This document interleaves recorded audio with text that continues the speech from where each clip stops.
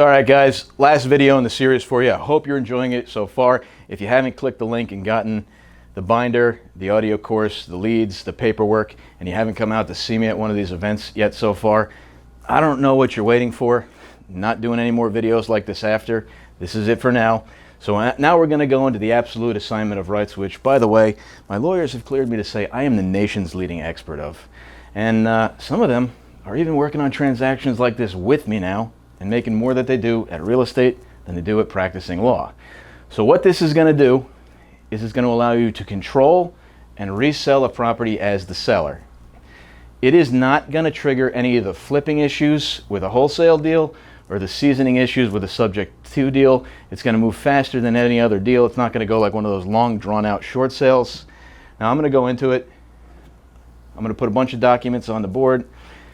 In this scenario, what happens? I meet the seller. I get a purchase and sales agreement signed on 1/25. That's January 25th. It's good for 180 days. I get an authorization to release. It allows me to contact the bank and confirm what they owe. I get an escrow letter. I'm giving you guys escrow letters as well. They don't always work, but sometimes they do, and the bank will actually cut you a check for whatever money they might have been holding on to for taxes and insurance. So if you made $100,000 and 6 weeks later, you got another check in the mail for, I don't know, let's say $2,000. You'd send it back, right? Nah, you'd probably keep it. You're going to have a letter of agreement and addendum. It's going to make them aware of the fact that everything that you're doing, all their rights, tell them to seek legal help, accounting help, everything else. You're going to get a power of attorney that allows you to collect no money. If your power of attorney allowed you to get paid, almost every lawyer and title company would not close this transaction for you. You're going to have your absolute assignment of rights document that's actually going to function like a post-closing assignment. It's going to redirect all the funds back to you. Some lawyers will do it, some won't. I don't care. There's a million other ways too. This is one of the basics and it does work. If you're struggling with one of these, come in. We'll help you get through it. You're going to take your purchase and sales agreement and you're going to cloud the title with your original purchase and sales agreement for 125. Then you are going to go out and you're going to sell your right to buy that house. Just like a regular old assignment of contract. You're going to draw up a new purchase and sales agreement on the day that you meet the buyer.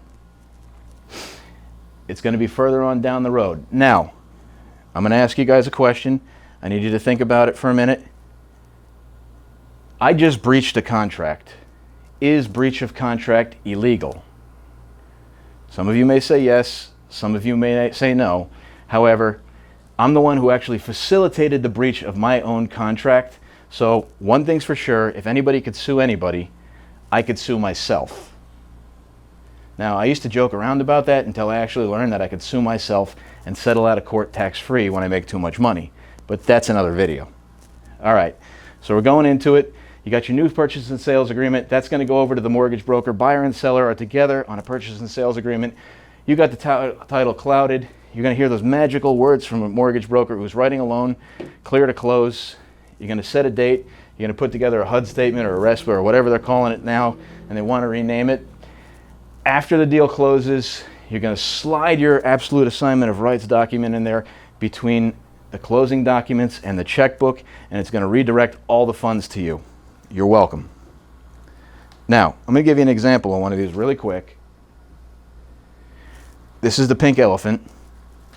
This was actually the biggest deal I did to date. This is in a little town I think called Nutley, and I got a call from a guy at about 3 p.m. By the way, there's the Dealmobile in there before it even got wrapped. 3 p.m. on a Friday, I looked at my Pat Live system and it said, this guy's got this house with a tremendous amount of equity and there's a car coming to pick him up and take him to the airport. He's leaving for Uzbekistan. I'm not even sure if I could find that on the map. Never to return to the United States again. I did not believe him. I called him back. I showed up at the house at 4 o'clock. I rang the doorbell and this Russian-looking gentleman answered the door and he said, "Leaving for Uzbekistan." And he grabbed me by the hand and pulled me in the house. into the kitchen where his wife was sitting, and he said, "Sign." And he had a bunch of documents laid out. I almost crapped myself. I didn't even think this was real. I said, "Look, I'll sign your paperwork. You got to sign mine too." We did everything. He shook my hand, bowed. He got in a black car, and he drove away. I did not even get to do my patented home inspection. It kind of looks like Saturday Night Fever. I walk around. I go, 1, 2, 3, 4. It's got 4 walls. It's got a roof. I'll take it. Then, about 5 o'clock when we were done, I'm walking around this massive, massive empty house. It's something like 6 bedrooms, 3.5 baths. It's got an indoor hot tub, an outdoor hot tub, a steam shower, and it's just beautiful hardwood floors. And all of a sudden the phone starts ringing at 5 o'clock, and I picked it up and I answered it. And I was like, "Hello?" And you'll never believe who it was. It was my competition, only I don't have any competition. And I'm just sitting there going, "Hey, I'm sorry, buddy. Don't quit your day job." Click. And a few minutes later, the phone would ring again. It was another one of these wannabe investors. "Hey, just got off work, calling you back. Sorry, I already bought it. Hey, but you can buy it from me." Click. Total disbelief. I thought this house was going to have something like $200,000 in equity. Just didn't buy it. Figured I was getting screwed. And what's even more interesting is how I sold it. It's one of my favorite testimonials. One of my lawyers actually made me aware of one of his friends who was raising awareness for slave freedom in Sudan. I didn't even know this was a problem. And they had started something that was a modern day underground railroad where they would take people from Sudan, break them out of whatever they had to break them out of, put them on an airplane and fly them to the US. How that's underground, I'm not sure, but it sounded like they were doing something really good. And these places, these people, they needed some place to live, so I made them the deal of the century. You guys can live in my house, just shovel the snow, mow the lawn, keep it clean, and show it. And it's honestly one of the nicest thank you letters I've ever gotten in my entire life. I think we should post it online. And I got pictures of these guys meeting with every politician from Corzine, who was the governor of New Jersey, all the way down to Hillary and Bill Clinton on the way as they walked to DC to raise awareness for this cause. I couldn't believe it. I felt all warm and fuzzy inside. It was amazing. Plus I had people in the house keeping it clean, showing it for me and paying all the bills. This is what the transaction looked like. I was into it for $10. I picked it up for $527 and change. I convinced myself that there was no way in hell that there was any equity in this property. I sold it for $7.25. I told my future ex-wife, I think I'm going to make $200,000 on this deal. My gross profit was $194,000, which makes me a massive, massive failure. After I gave them a $15,000 seller's concession to buyer, I only walked away with $179,000. That's it. Now, I know some people don't make that kind of money in a year. I don't believe it, but hey, that's what I'm told. Right after I got that check, I promptly booked myself a trip to Hawaii, where I lived with one of my friends for close to a month. I even managed to lose a Jeep Wrangler on the North Shore of Hawaii in the ocean. And then I bought another one on my Amex Platinum card.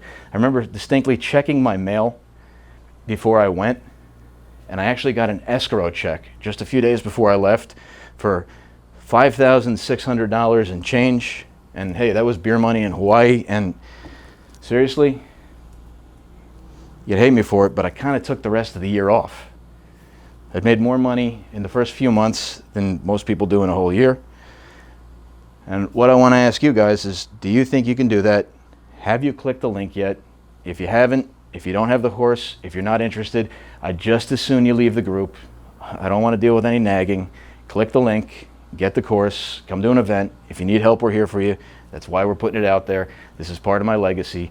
My name's Chuck Kohout. This is Always Be Closing. Bye for now.